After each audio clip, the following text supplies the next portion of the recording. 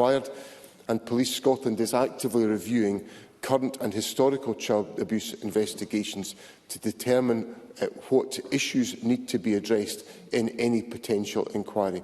The Government has remained open to the question of a grooming gangs inquiry, but there is a series of steps being taken to explore these issues at the present moment.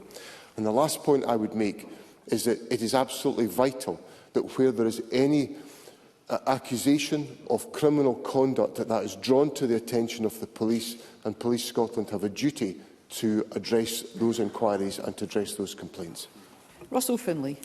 Thank you. Taylor's social work files allegedly show that Police Scotland failed to investigate. She said, and I quote, "It made me feel sick to my stomach. It's like they didn't even bother to ask any questions." And that's the bit that gets me the most, because it could have been stopped and it never was. Another grooming gang victim, Fiona Goddard, was trafficked from England to Glasgow and raped by groups of men. She says that as far back as 2014, police in West Yorkshire were, quote, "well aware of links to Scotland, but clearly no one bothered to investigate further.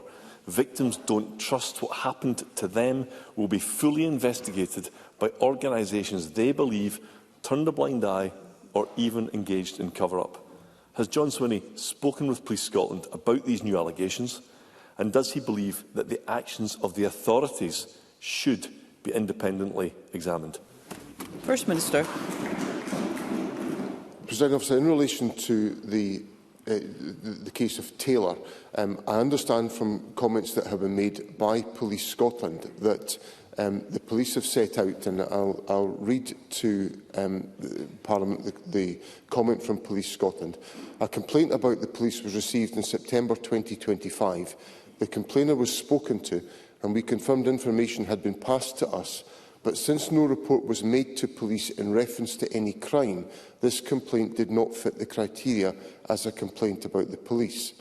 The complainer was advised she should make a report to police if she had been a victim of a crime. The complainer confirmed she was happy to have the complaint closed with this advice. Now, I put that on the record simply to say that it is absolutely vital in any circumstance where anybody believes they have been the victim of a sexual crime that they come forward to the police and make that complaint. And I would, and certainly my view, my expectation as First Minister would be that that would be taken deadly seriously by the police and investigated.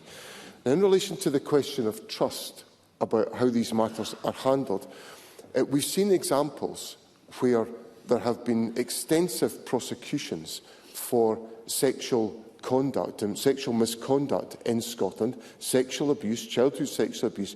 There have been a whole range of prosecutions taken forward successfully by the police, obviously taken forward by the Crown, which are determined to address the very serious issues that Mr Finlay puts to me.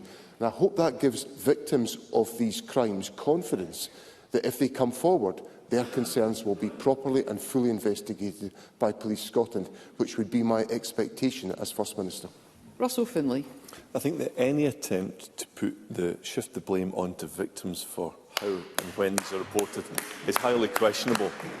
Taylor was a child. These crimes were known about at the time by the authorities on the basis of the social work reports. And of course, grooming gangs are not confined to any one community. Earlier this year, a group of white men and women were jailed for the horrific abuse of children in Glasgow. Last month, a Romanian gang was convicted of abusing 10 young women in Dundee. This is not a historic problem. It is happening today. Reports of online child sexual abuse made to Police Scotland have more than doubled in the past year alone. So how can John Swinney hope to stop child abuse now, when he won't support a full and fearless investigation into the industrial-scale abuse of recent years? First Minister. The first thing I want to say is that nothing that I am saying is about shifting the blame. And I say that respectfully to Parliament, but I'm simply putting on the record factual information that's been provided to me by Police Scotland. Now, in relation to the question of... my parliamentary record demonstrates that I am prepared to ensure that significant efforts are made to address abusive conduct in our society. The Scottish Child Abuse Inquiry was sponsored under my leadership as Education Secretary and Deputy First Minister for many years, and it does vital work in making sure that the voices of victims are heard loud and clear in our society. Now, on the question of online child abuse, I was clear in an answer to Martin Whitfield last week in Parliament that I want to make sure every single step we can take as a government and our authorities in Scotland is directed towards tackling online child abuse. Indeed, the efforts that have been put in place by Police Scotland under the auspices of the Gartcosh Crime Campus are lauded around the world as an example of integrated proceedings involving multiple agencies to ensure that organised crime networks in Scotland are shattered as a consequence of our efforts. So I assure Mr Finlay of our determination to do all of that activity, but also to work collaboratively, as I said to Mr Whitfield last week, to ensure that there is a legislative approach in place in the United Kingdom, which is using the powers of the United Kingdom, which don't exist for this Parliament, to tackle the culture of online abuse, which is attacking the very fabric of childhood in Scotland today as a consequence of the lawlessness that has been perpetrated by online agencies. Russell Finlay. Talks about his parliamentary record. Well, that also shows that he voted against my party's attempts to instigate a grooming gang inquiry in Scotland just a matter of weeks ago. And in a previous answer, he cited the National Child Sexual Abuse and Exploitation Strategic Group, saying that they are looking at these issues.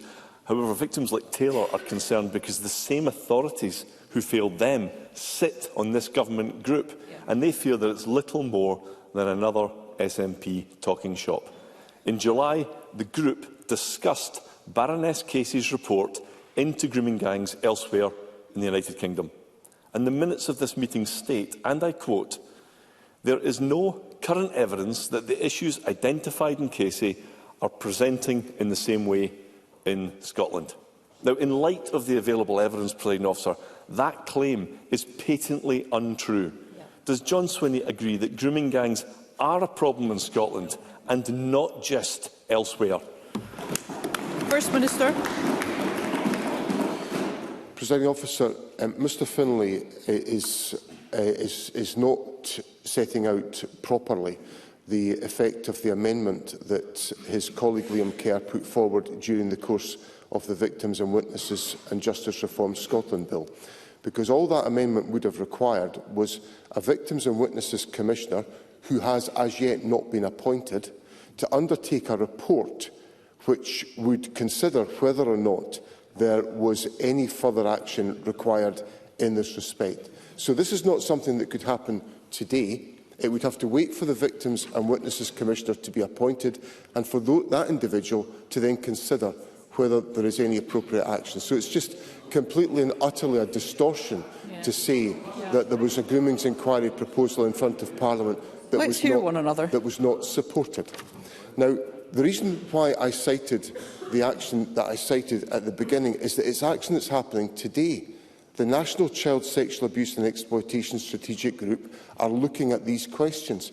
Police Scotland is actively reviewing current and historical abuse investigations. So that is happening today in Scotland under the direction of this Scottish Government. We will consider its findings. I reiterate that we remain open to the question of an inquiry on grooming gangs, but what I am satisfied about is that the police will address these issues and that our judicial system will address them too, and we will reflect on whether there is any further scrutiny that's required in the light of those investigations.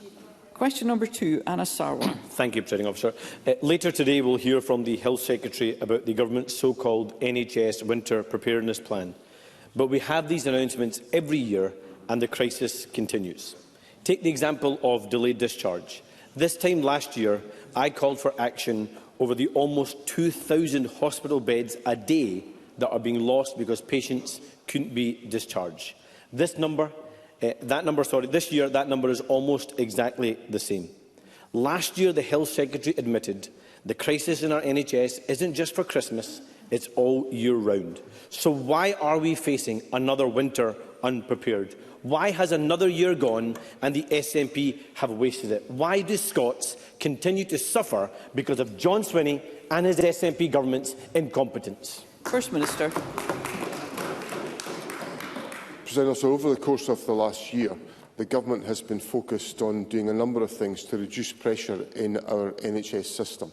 That's why we're now seeing long waits coming down. It's why we're seeing waiting lists coming down.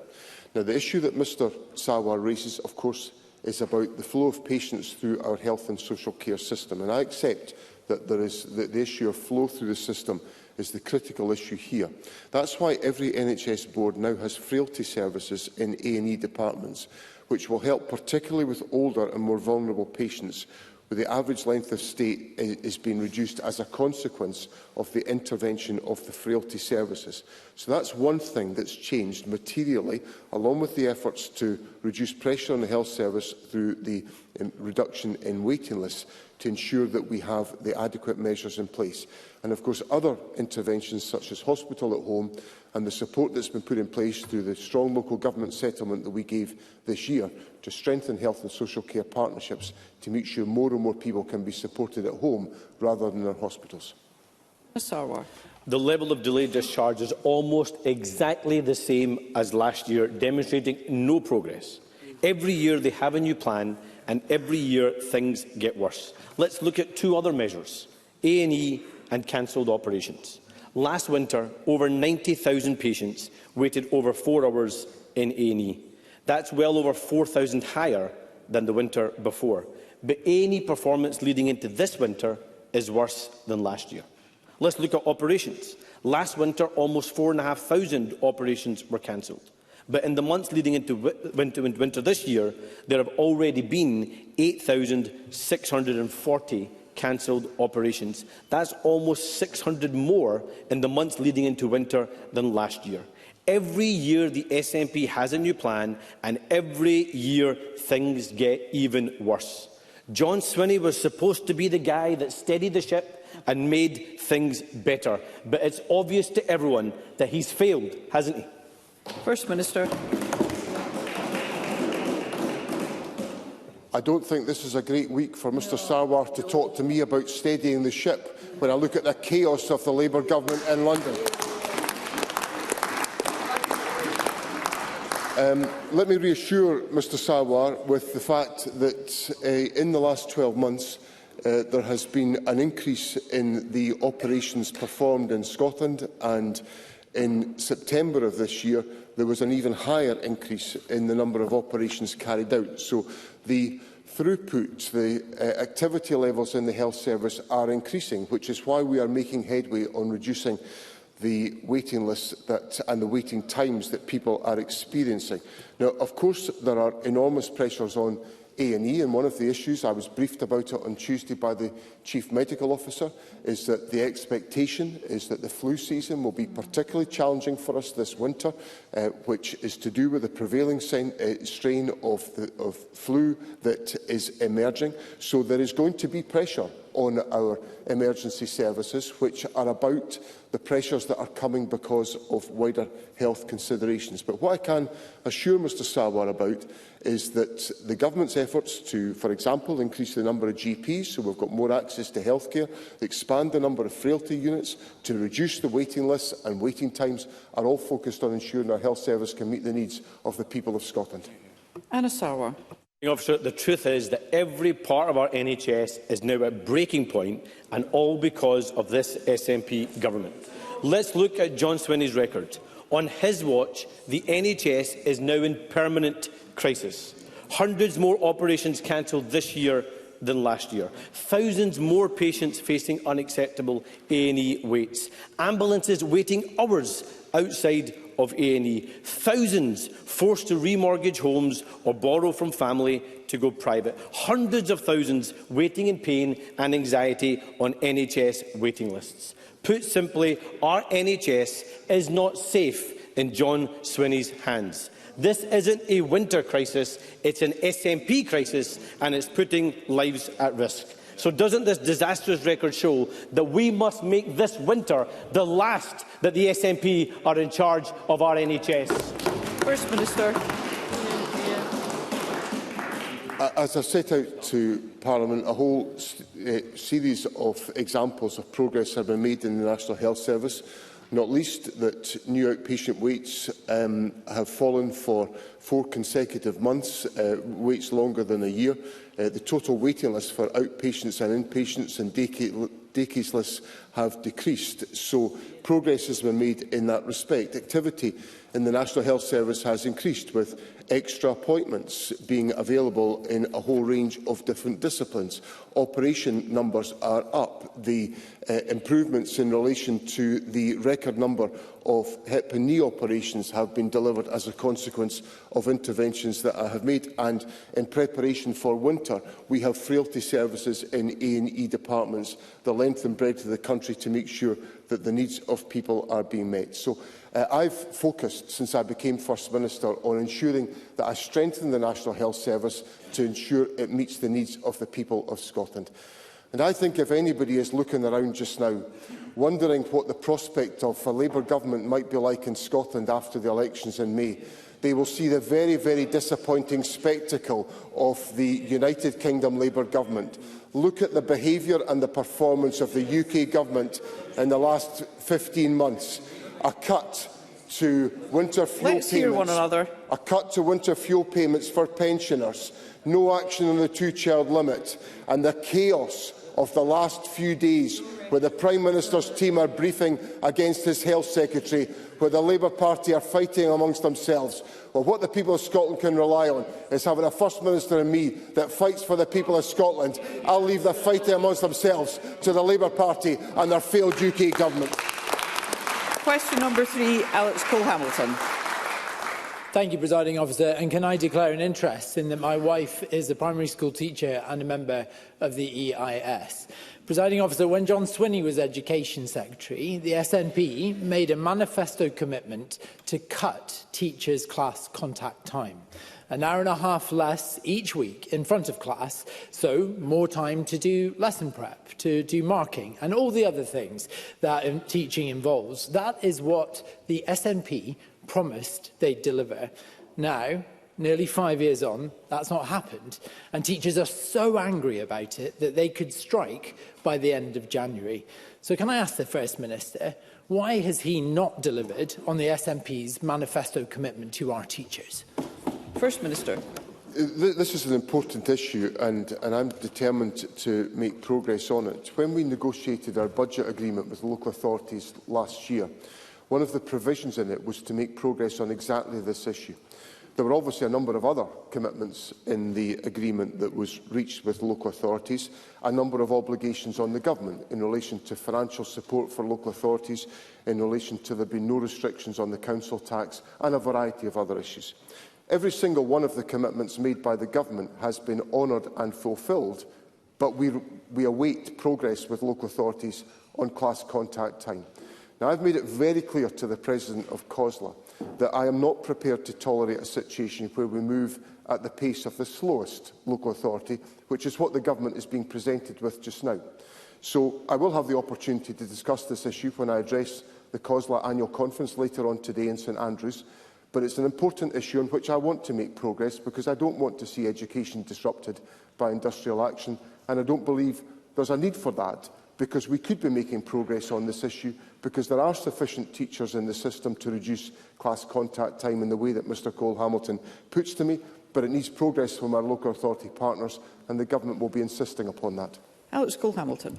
I have to say, Presiding Officer, I think it's a pretty pathetic excuse for the First Minister to pin this on councils when so many of those same councils are run by his party. Let's just get all that straight. So the SNP government is blaming SNP councils for stopping the SNP from keeping SNP election promises. With that kind of contortion, Presiding Officer, the First Minister must be attending some kind of secret yoga classes. Presiding Officer, teachers don't want to strike. They just want this government to keep its promises. Strike action a couple of years ago caused pupils to miss up to a dozen days of school. It caused havoc for working parents. So will the First Minister give families a cast-iron guarantee today that there will be no strikes in the new year? First Minister. Presiding Officer, Mr Cole-Hamilton raises with me the logistics of how these changes are made. I cannot instruct Scottish councils to reduce class contact time. I need to do it by agreement, because the Education Scotland Act 1980 gives operational responsibility for the running of our schools to councils. Now, Mr Cole-Hamilton is at the front of the queue, normally demanding that I respect local authorities and local decision-making, and here I'm doing exactly that. But the point I'm simply making to Parliament is that the Government reached an agreement with local authorities about reducing class contact time. I've kept my side of the bargain. I want local authorities to keep their side of the bargain, which is about reducing class contact time, because I don't want there to be any disruption to education. We've just managed to negotiate a pay deal with teachers, which has been accepted by teachers, so there will be no disruption because of pay as a consequence of this negotiation by the Scottish Government and by local authorities. And I want to make progress on class contact time. And that's exactly what the Education Secretary and I are focused on doing. Question number 4, Kevin Stewart. Thank you, Presiding Officer. To ask the First Minister what the Scottish Government's response is to the report on regional economic growth by former University of Glasgow Principal Professor Sir Anton Muscatelli. First Minister. Presiding Officer, all contributions by Professor Muscatelli are worthy of consideration, and the Scottish Government will do so. On the main topic of regional economic structures, we are already committed to increasing regional empowerment and will provide further information on our plans in the coming weeks. We also note that Professor Muscatelli identifies the requirement for a supportive immigration policy to contribute to economic growth and the need for the Scottish Government to influence the UK Government's broken system. We need an immigration system that supports Scotland's distinct demographic needs, and I would once again urge the United Kingdom Government to finally recognise that. Kevin Stewart. Thank you, Presiding Officer, and I thank the First Minister for his answer. It was Anna Sarwar who said, "Read my lips, no austerity under a Labour government." Now his Westminster bosses threaten to inflict more than £1 billion of cuts to Scotland's budget. These cuts would fly in the face of the economic growth Scotland needs, as outlined by Professor Muscatelli's report. Does the First Minister share my view that this threat proves beyond doubt that decisions on Scotland's finances should be made here in Scotland with a fresh start of independence, and not by a Westminster government that fails Scotland at every turn? First Minister. Well, Presiding Officer, I agree with Mr Stewart on some of these fundamental points, and many of these points were made by the credit rating agencies, who indicated that we have in this country a strong economy, we have prudent financial policies, budgetary planning with the ability to adjust where necessary in a timely manner, and the fact that our economy is strong with high GDP per capita in an international comparison. That demonstrates that where we are able to exercise self-government, it is successful for Scotland. I want us to be able to exercise more self-government with independence and to pursue the economic opportunities that would bright for an independent Scotland. Craig Hoy.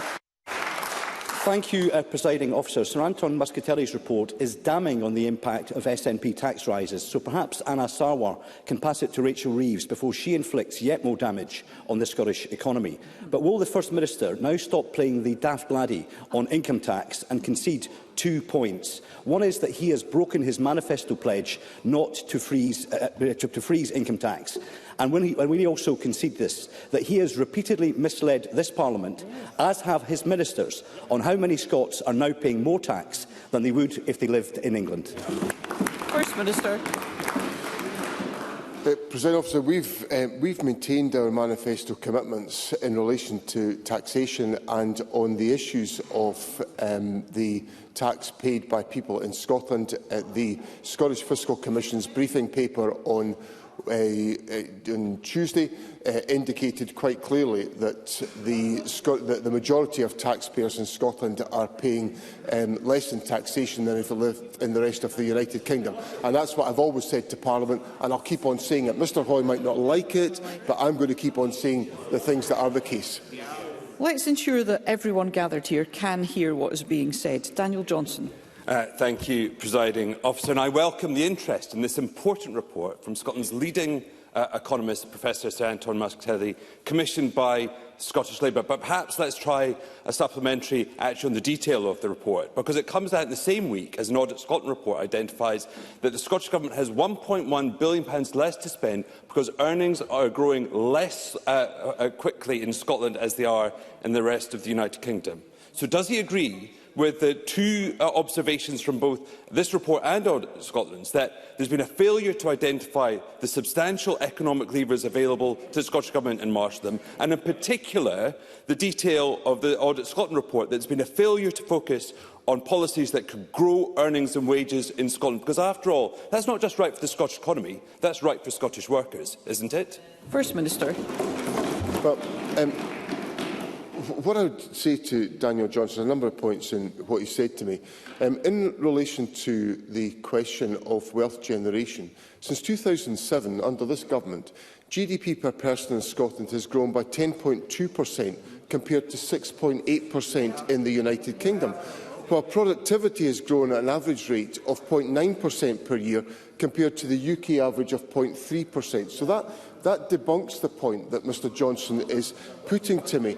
Of course, there are structural inequalities in the United Kingdom in terms of economic activity and wealth, which the Scottish Government is trying to counter with the limited powers of devolution. We could do more with the powers of independence that would give us more scope to act in this respect.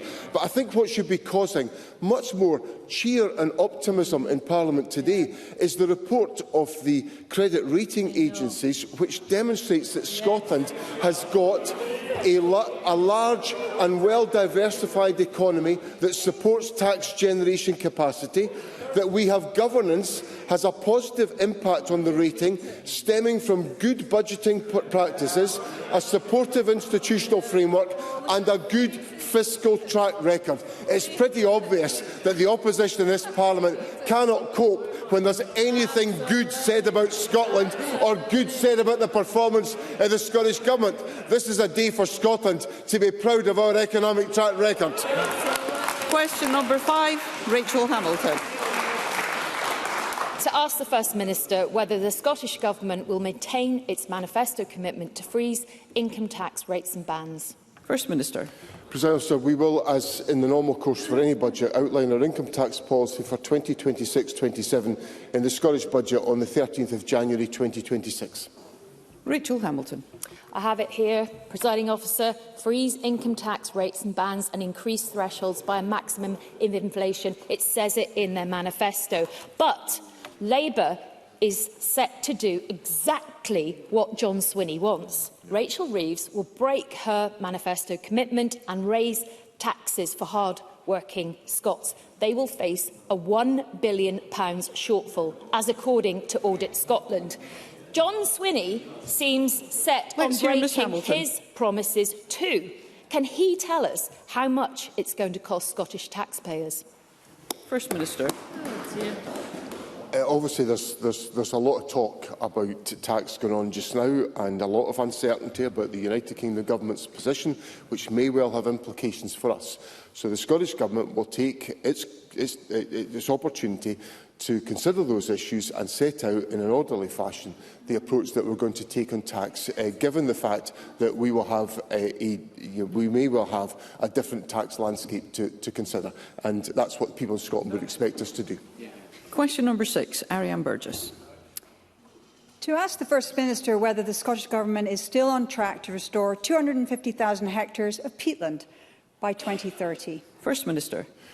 Through our peatland restoration programme, Peatland Action, we've restored around 90,000 hectares to date, including 14,860 hectares in 24-25, and this year we're on track to deliver more than 12,000 hectares. In the draft climate change plan published last week, we included a proposal to expand and extend our programme to restore 400,000 hectares by 2040, reflecting an increase in our ambition. Protecting, managing and restoring degraded peatlands is a vital part of mitigating and adapting to the climate and nature emergencies. Ariane Burgess. 80% of our peatlands, approximately 1.6 million hectares, are degraded. And this means they're one of our largest single sources of emissions, They can't support nature restoration and nor provide solutions to issues like flooding. It's vital that we urgently step up restoration efforts, and yet in the new draft climate change plan, this government is slowing things down. Increasing restoration by 10% a year is a major deceleration compared to the previous 2030 target. First Minister, why is your government going backwards on this key policy at the same time as pledging to do more for climate and nature? Through the Chair, always. First Minister. As I set out in my earlier answer, we are taking a number of steps to extend the commitments on peatland restoration. This is one part of the programme for climate action, which has been set out to Parliament, and by the end of this year we will have set out the planning necessary to achieve the 2040 ambitions. I agree with Ariane Burgess about the importance of taking this action to help us in our journey to net zero, and that's exactly the focus of the Government's climate change plan. Brief supplementary, Christine Graham. Thank you very much, Presiding Officer. First Minister, in Midlothian, peat is still being extracted. It's dug up commercially with a licence under the Town and Country Planning Act 1997. And that only requires a 15-year periodic review of those licences for mineral permissions. Can I ask, and this is something I've pursued for some time, given it seems bizarre, even counterproductive, while pledging to restore peat, that legislation still allows peat extraction over 15-year periods? And can I ask once again if the Scottish Government will undertake to review that legislation? First Minister.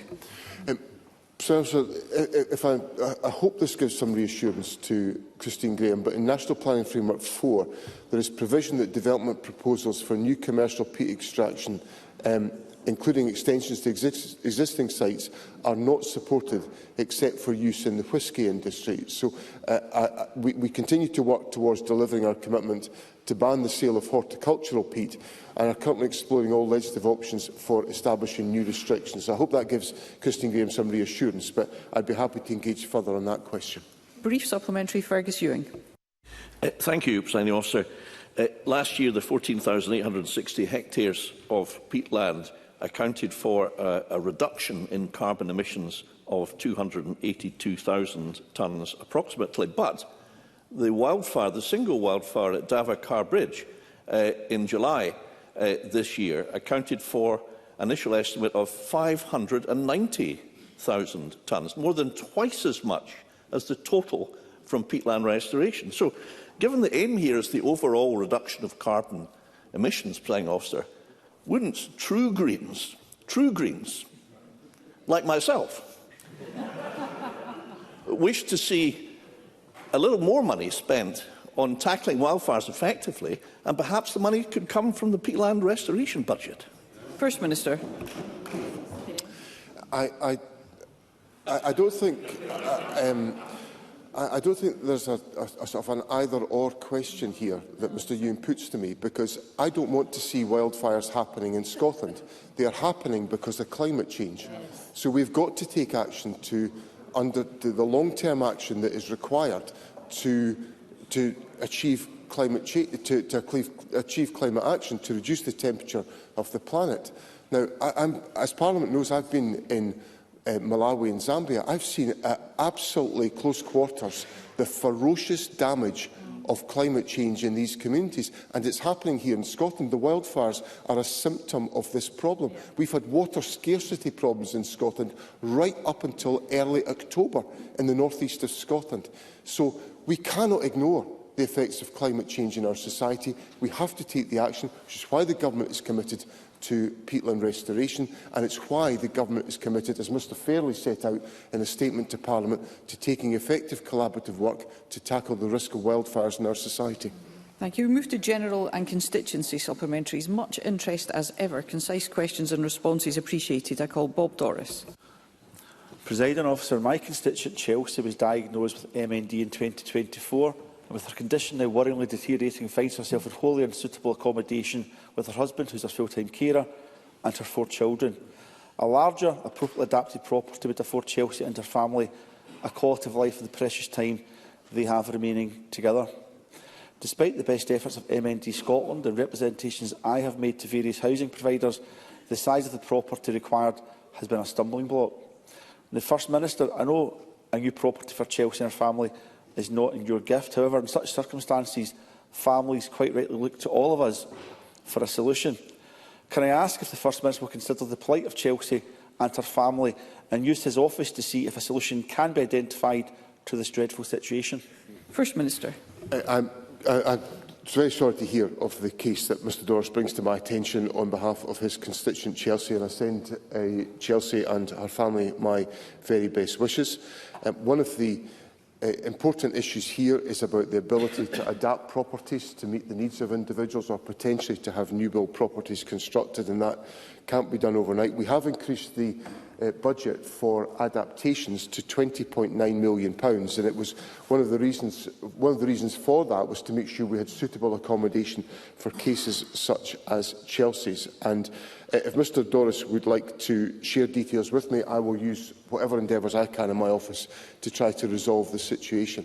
While I'm speaking about M&D issues, may I also pay tribute to Sheriff Alistair Carmichael, who has very courageously, a sheriff in Dundee, who is continuing to work as a sheriff with adaptive technology and has shared his case publicly with us all. And I wish to express my admiration to Sheriff Carmichael for the courageous example he sets to us all in the face of the challenges that he is experiencing. He is an example to us all, and I know that Chelsea and her family will be as well. Murdo Fraser. Thank you, Presiding Officer. Yesterday, the UK Supreme Court issued a judgment in the cases of David Daly and Andrew Keir, which, whilst upholding their convictions, raises very serious issues about the conduct of trials involving sexual offences. Legal experts say this could trigger multiple appeals by those convicted of sexual offences. The courts have a very difficult task of balancing the need to protect complainants, usually women, from intrusive questioning around behaviour, whilst also guaranteeing the accused a fair trial. So how will the Scottish Government respond to this judgment? First Minister. Presiding Officer, the judgment from the Supreme Court gives detailed consideration to the complex issues that are involved in the admissibility of evidence in sexual offences trials.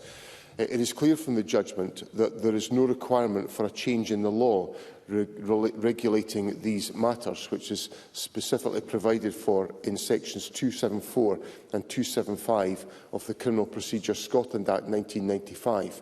What the Supreme Court did say was that it is for all judges in sexual offences cases to reflect this ruling as they would in any other Supreme Court ruling that was relevant to them in the handling of such cases. So this is therefore a matter for the courts, which, as Mr Fraser will know, operate independently of the government, and I know that the judiciary will be considering the issues that arise as a consequence of the Supreme Court judgment, but there is no requirement for us to change the law in these matters. Claire Baker.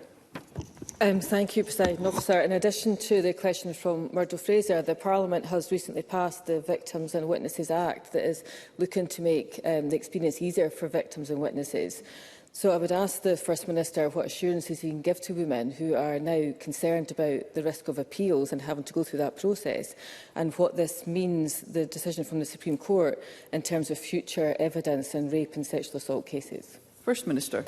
In relation to the point that I've made, the substantive point is that there is, in my view, no requirement for there to be a legislative change. This is about court procedures, but Claire Baker's question highlights the important issues in relation to conduct of cases in court, which can have a bearing on the type of questions that are led and the type of evidence that is led, and that can cause enormous distress to victims, who are invariably women in these cases.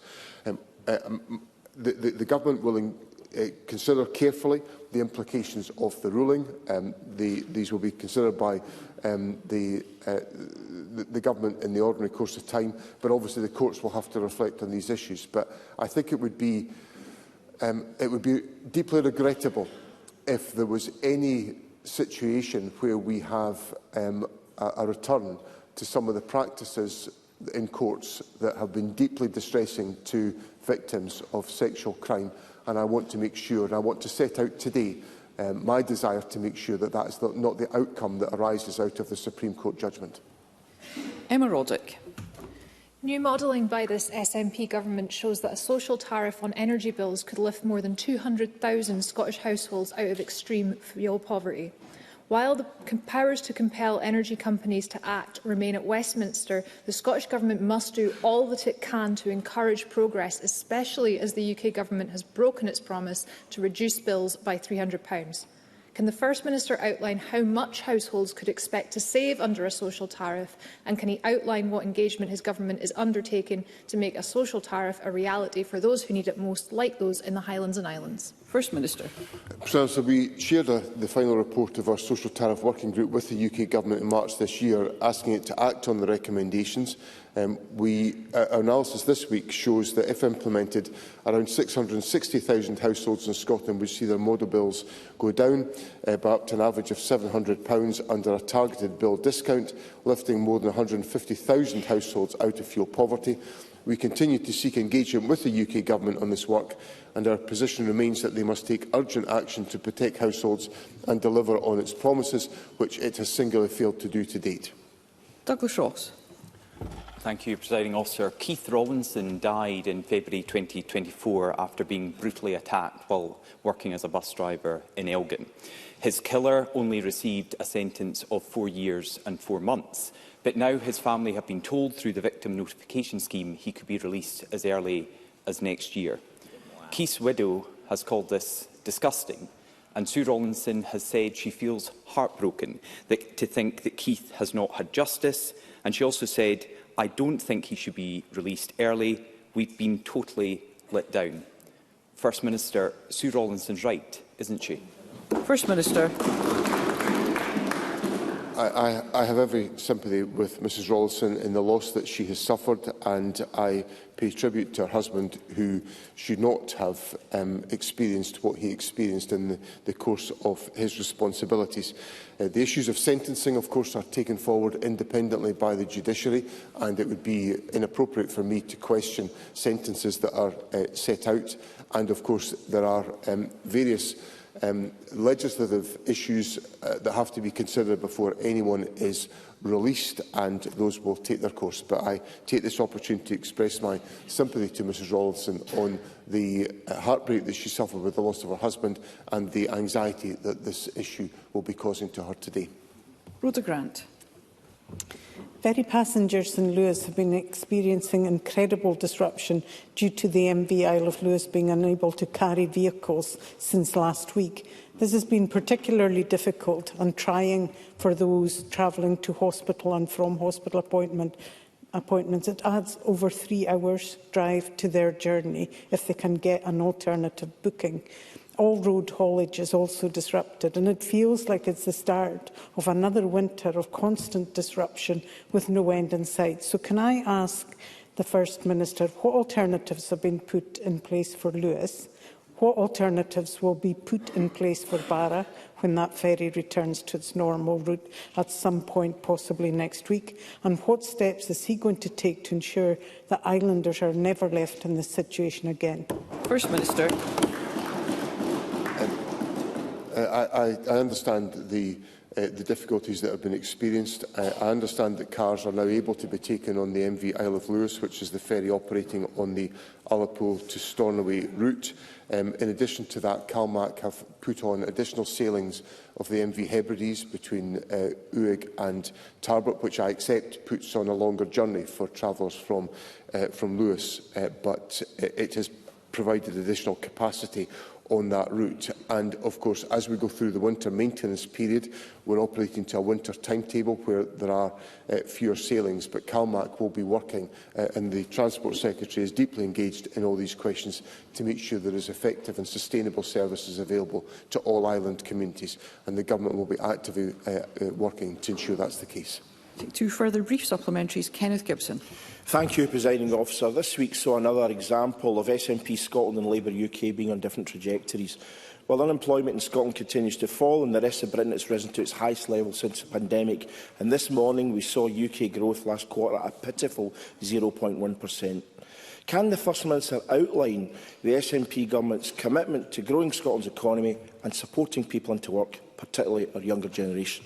First Minister. So that is a key focus of my government, which is to improve economic opportunity. We are now seeing very distinct patterns on unemployment between Scotland and the rest of the United Kingdom. We continue to have substantial success in growing the economy and the attraction of investment. And of course, the credit rating score, which we achieved last night from Moody's and Standard & Poor's, the best rating we could possibly have achieved, a tribute to the strength of the Scottish economy, the strength of the fiscal management of this government, the strength of the institutions that we have at our disposal, is good news for Scotland, and it's a proud day for our country. Absolutely. And Liam Kerr. Thank you, Presiding Officer. 10 years on from Bailey Gwyn's tragic killing in Aberdeen and promises of action from this government, hard-hitting figures show that incidents of pupil violence in Aberdeen schools have quadrupled, whilst across the city the number of crimes recorded within schools is rising year on year. But let members be in no doubt, this is not confined to Aberdeen. For years, this government has promised but failed to stem the violence in our schools. So when will this government start taking real action, such as anti-weapon lessons in classrooms? And finally, stop these horrific incidents? First Minister. Well, let me make it clear there is absolutely no place for violence in our schools in any way, shape or form.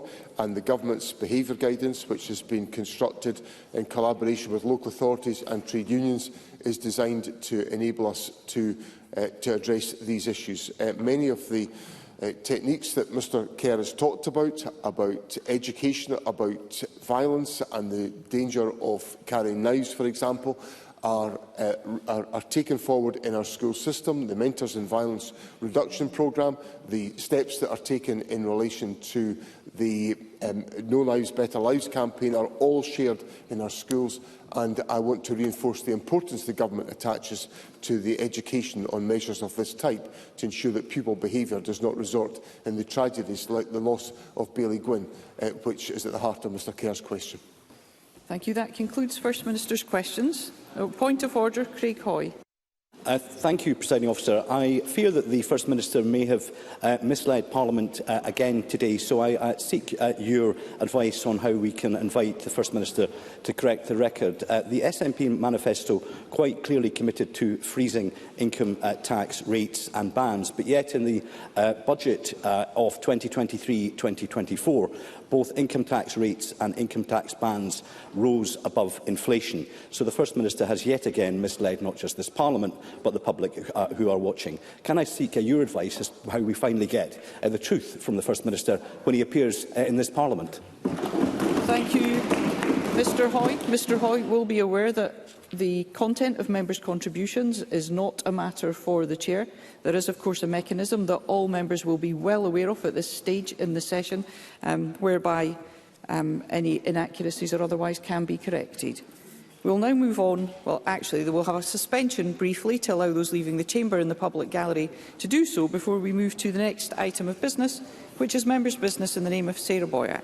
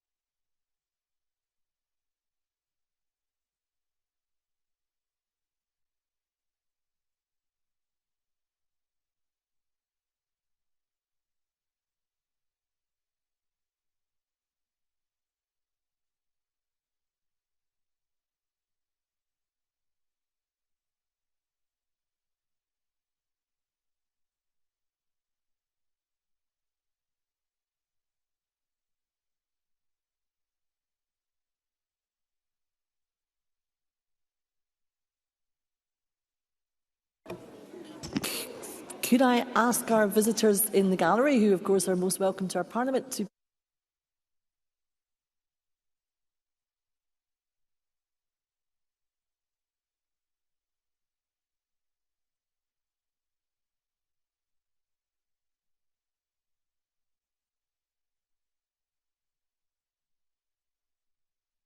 Thank you. And the next item of business is a members' business debate on motion 19389 in the name of Sarah Boyack on supporting Tourette Scotland and greater awareness and inclusion for people with Tourette Syndrome.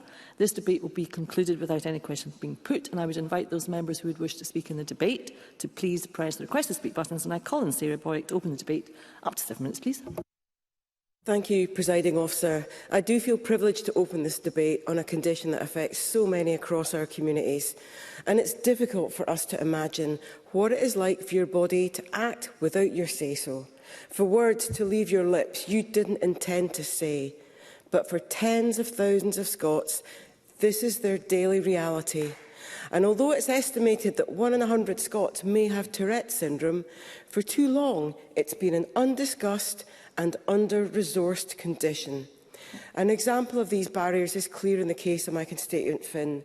He was prescribed comprehensive behavioural intervention for tics therapy to help with his Tourette's, only to discover no one in North Edinburgh was trained in how to do it. And it got worse. When upon inquiring if he could receive the treatment anywhere else in Scotland or Edinburgh, he was told no.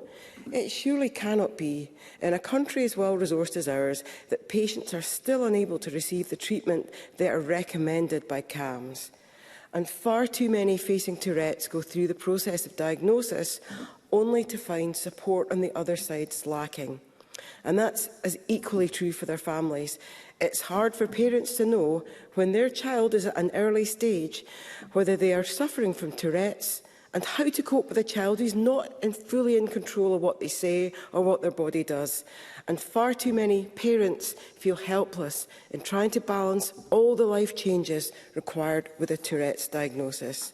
Often one parent has to give up work to look after their child with Tourette's due to disruptions at school, leaving a family with less income and stalled careers. Of course, wonderful organisations like Tourette Scotland provide a range of services and support to parents and to those with Tourette's. My constituent Tyler would not be where he is today without the support of Tourette Scotland. He was noticed by someone in his second year at school that was running the First Chances project. She helped Tyler find a goal and show to him that he's also able to achieve the things that others can. And with the right support, Tyler was able to thrive, first at college, then at uni, where he graduated with a joint degree. And that was only thanks to the amazing support and grant funding to help manage his Tourette's. And this summer, Tyler went to the USA to take part in Camp America for 3 months, helping to support kids with disabilities and support as a camp counsellor. And Tyler's story should stand as an example of how Tourette's does not have to be a barrier to life. With the right support, those with a condition can achieve great things. But it shouldn't just be the role of third sector organisations or the NHS to provide this support. We need to foster an environment that allows those with Tourette's to thrive wherever they are in life. So I'm pleased that my office has already been in touch with the Scottish Parliament Engagement Office to introduce them to Tourette Scotland in a bid to make our Parliament a more Tourette's-friendly environment. Because in many environments, Tourette's can still be a challenging hurdle to overcome. A constituent of mine, Alan, shared with me the experience of his son, Frankie. He had first-hand the misunderstandings that Tourette's can bring in education. He was often punished for things out with his control due to no one recognising his condition.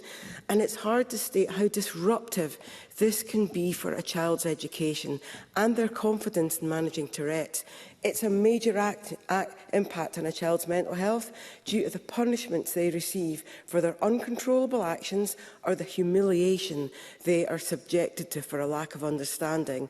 And even when a diagnosis is made, often schools are ill-equipped to deal with it effectively due to a lack of training and resource. But it doesn't have to be this way. When I spoke to Alan about his son, he told me the practical steps that he believes are vital for ensuring that those with Tourette's receive necessary support. Clear, nice and sign guidance for Tourette's diagnosis. a national training programme for schools so that school staff and teachers are properly equipped to support those suffering from Tourette's, and early recognition and intervention in schools for students so that we can support kids up from an early age to ensure positive outcomes despite their condition. These are not fairy tale policies, they're achievable. We just need the political will to achieve them. And I'm glad that we're joined by constituents who have Tourette's in the public gallery today. Every single one of them will have had to overcome challenges related to their condition. And it's vital that we use this momentum to deliver lasting change so that for future generations, a Tourette's diagnosis does not need to carry the burden it once did. Last week, colleagues, I went to see the wonderful film I Swear, illustrating across the world the challenges of living with Tourette's. It's emotional, inspiring. It gives everyone an insight into the challenge people with Tourette's face. I think everyone should go and see it because it's a call for action. No child should see their educational attainment crumble in front of them because of a condition they can't control. No parent should have to give up work because the education system is unable to deal with their child's Tourette's. No patient should have to go through the ordeal of diagnosis just to find treatments thin on the ground or non-existent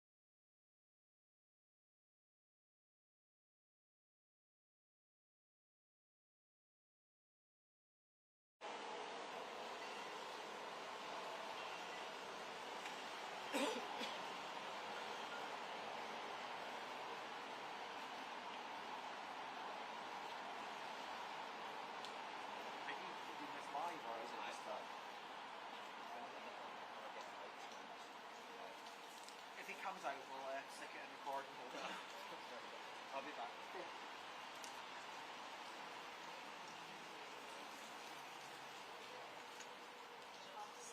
That's all right. Absolutely. Yeah. Just keep the phones slightly I'm on this side, so.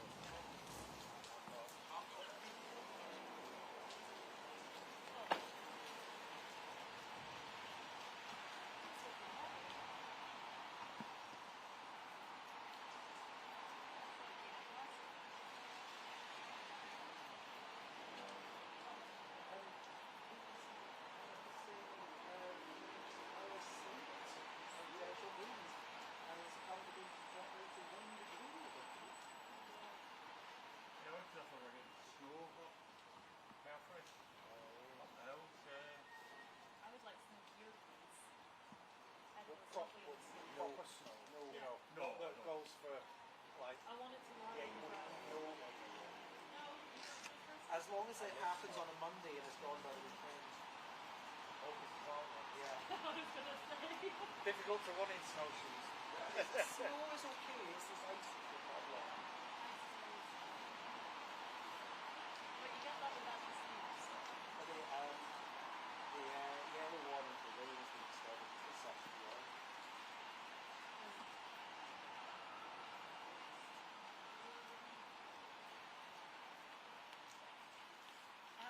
The Met Office, I was finding between the Met Office and the BBC, the Met Office forecast is more accurate for temperature, but the BBC one is more accurate for whether it's going to rain or not.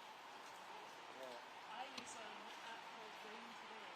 You just look at the radar where it's going. Oh, it gives you the next hour. Yeah. So I'm like, I'm not going to miss it. There's a full weather system up for that. Oh, right. Oh, where did you come down? That would be nice.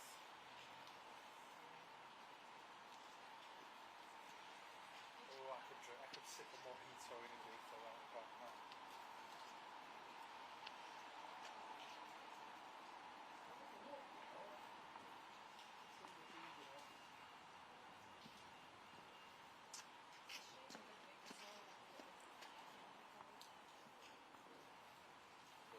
Got all the way out to the edge.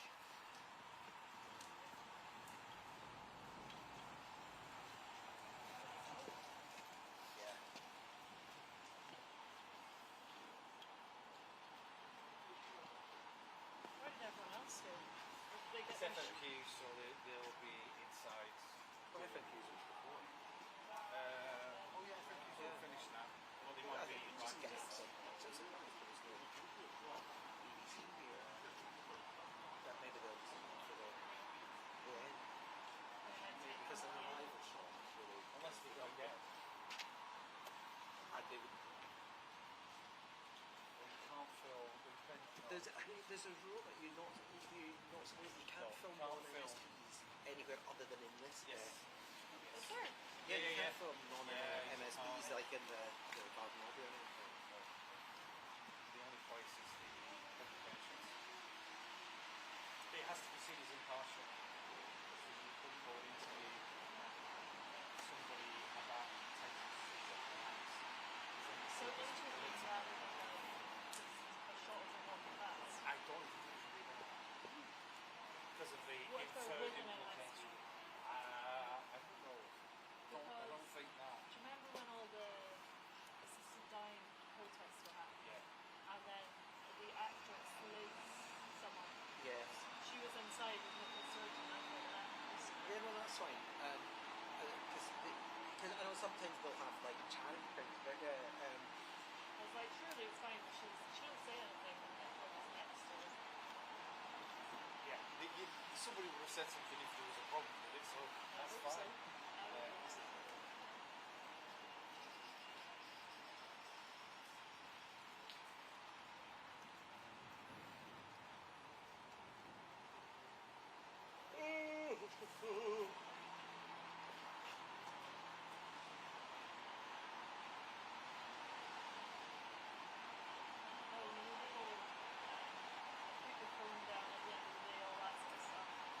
Stuff that happened in the Colgate yesterday with the police and